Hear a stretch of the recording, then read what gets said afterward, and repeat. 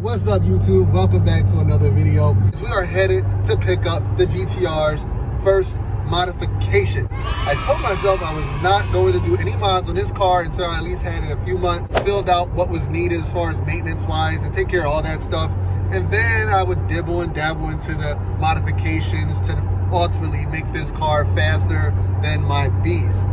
But I'm a car guy. I gotta go ahead and at least get something done to this car. Put it down in the comments right now if you think you know what I'm gonna get for the first modification. On my way right now to meet someone. I am buying it used. If this works out well, I would have gotten a great deal on something I think is a good first step in GTR ownership. We have arrived. We are in, I think Asbury, New Jersey.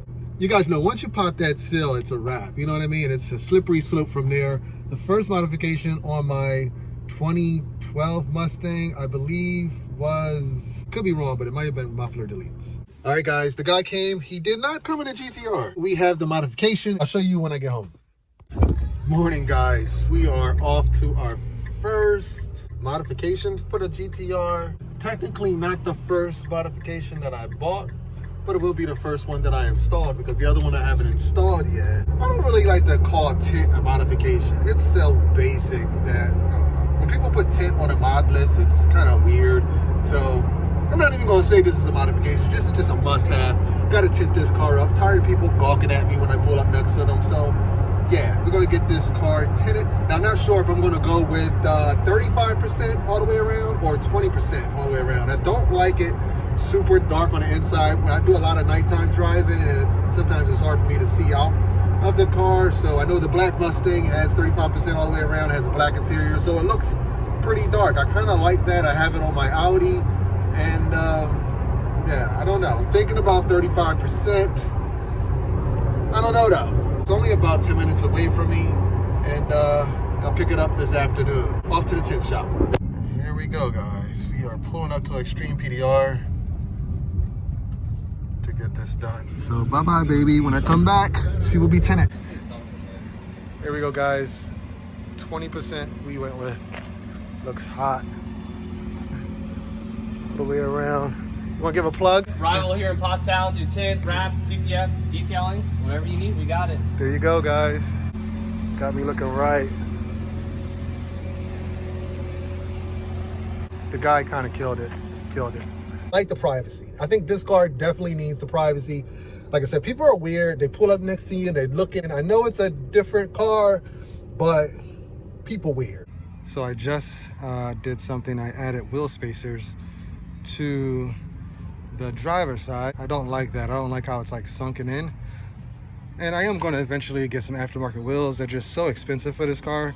It's like every set of wheels for this car costs a minimum of $3,000. So I'm going to rock these stockers for a little bit longer while I figure out which wheel I actually want to get. But you can see it does have quite a bit of sucked inness. So I went with a 20mm spacer, and there we go. Now it's actually got a little bit of poke. Probably could have went with a 15mm. And up front, that's kind of flush.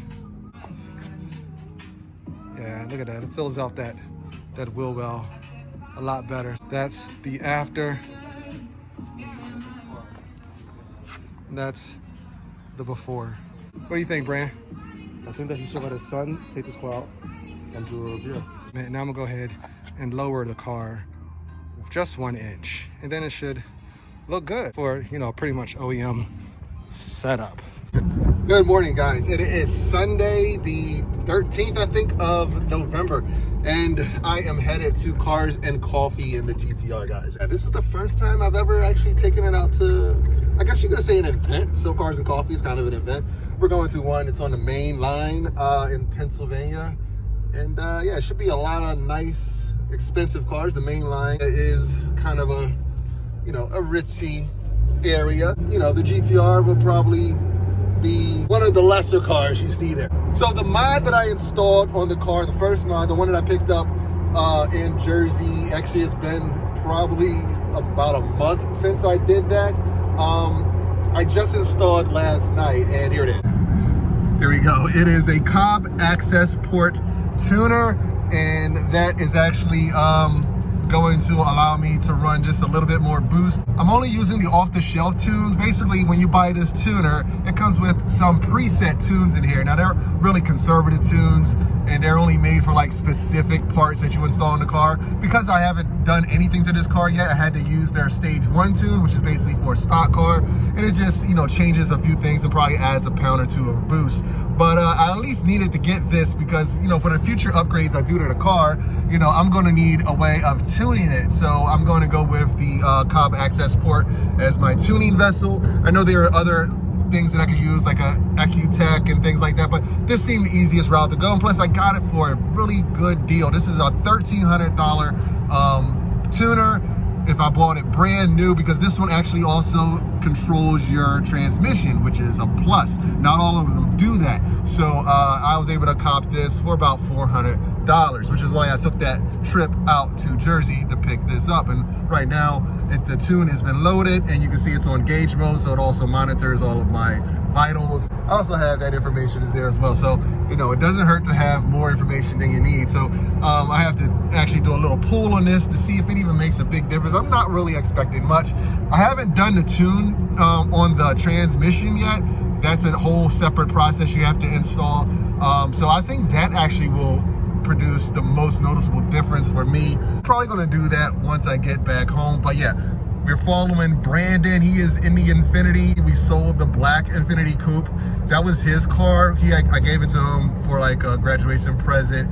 So we decided to sell that, and then he's gonna take over my old G35 sedan, which I think is a good idea because that is a hard car to find. Really rare car, 6-speed manual G35S sedan. Right now he's rocking the stockers because the wheels that I left on there, actually they look really good with the wheels that I put on there. They have a little bit of camber wear on the tires, so he's gonna, you know, order new tires and get those remounted soon. But right now he's got the whole sucked in look. So we're gonna meet up here at the Wawa and meet another person that's gonna head down with us. This is one of Brandon's friends. He has a pretty cool Honda Civic. You guys see him over there by the air pump. And yeah, we're gonna head down there and cars and coffee. And I'm undressed in a pair of shoes today, so I'll show you those on feet once we get to the actual spot. All right, guys, we are at our first cars and coffee, and let me tell you, this place is big. There's like a lot all the way over there we couldn't get into because it was so full. Some exotics. Actually, I haven't seen a lot of GTRs, so we haven't walked around yet. Yo, look at this thing. Yeah.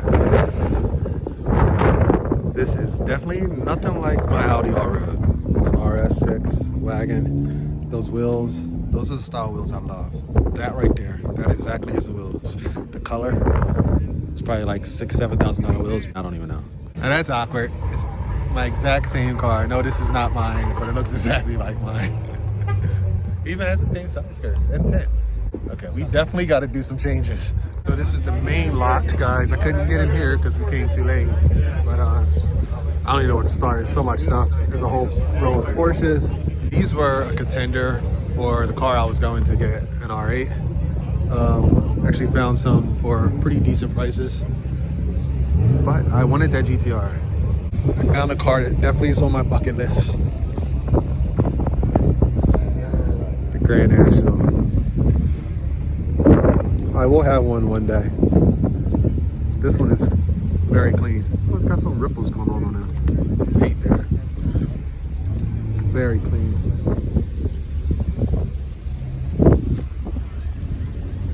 And we got your Lambo. Probably owned by some old dude. CTSV wagon. R32. Nice. Is that right hand drive? Yeah, it is. Okay. Very clean. And we got our McLaren Ferrari. Some old school car and a big ass dog. Big dog. Huge. Yeah, so cool. Well, this is the first time I've seen a Ford GT, the newest one. Brandon, I haven't seen one yet. This is the first one.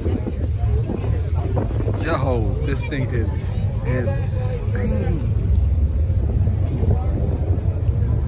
By the way, guys, I'm sorry, but I am out of storage. So these clips are going to be very small, but man, this one here is so nice. So nice. That might be my thumbnail. Probably not though. That thing is low. Got the wheels tucked. Oh, smack. Concept. Yo, when they're set up like this in this mode, that is so cool to me. Yo. All carbon fiber. Like the littlest nook is carbon fiber. I can do it? Yeah, you can do it. Oh, shit. That is what's up. So everything is shut in. Made his own.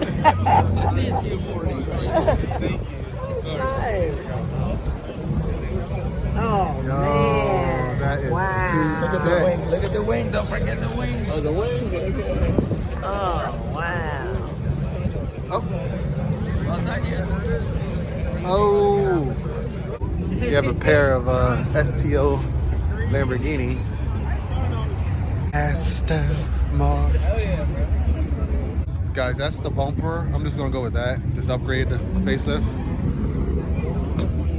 And these are the style wheels that I see on a lot of GTRs, and they're all right, but I really want something like I have on my other Infinity with the deep dish step lip style. The ones I just showed you on that Audi, that's the style wheels that I like. This has the back bumper. Of course, this is a newer one, so I'm actually going to upgrade my car to this. But this color is actually nice. It's green. It looks black. It's green. Right now, my car looks way too plain and boring for your boy. I like to stand out, and this right here stands out a little bit, but I need to be a little bit more louder than this. This is a car I was looking for earlier this year, the E55 AMG. It was going to be my new daily. Look like they paid. This joint right here. A lot of cool cars here, but I'm gonna head back, work our way back over to where the GTR is parked. And yeah, this is cool though. I definitely come out again, and it's got me motivated to get things done to my car.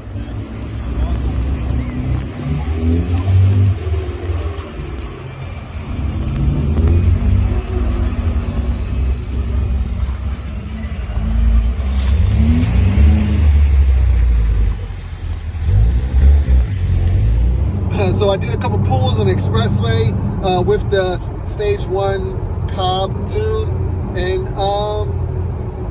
first thing I noticed is that it made a lot of boost. It made 15 pounds. Normally I'm only seeing about 10 to 11, so that in itself is a big change. I was only expecting around a 1 to 2 PSI boost increase, but as far as the power and what I felt in the seat of my pants, slightly more acceleration, but not what I would expect to see or feel if I had a 5 PSI boost increase.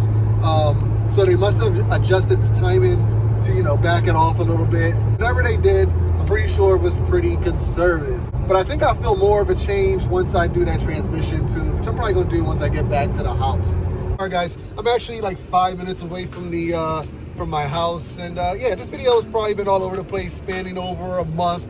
But in it, we did a little bit of car modding, and we went to our first car event in the GTR, Cars and Coffee.